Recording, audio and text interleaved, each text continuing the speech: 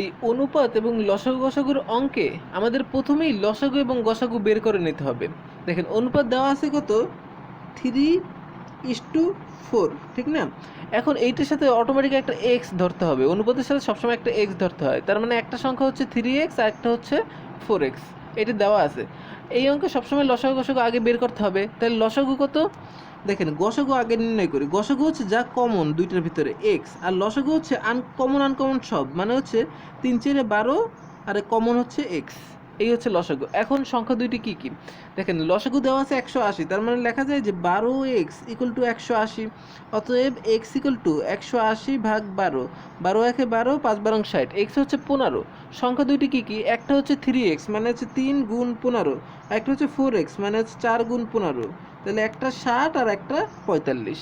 তাহলে সংখ্যা দুইটি 45 আর 60।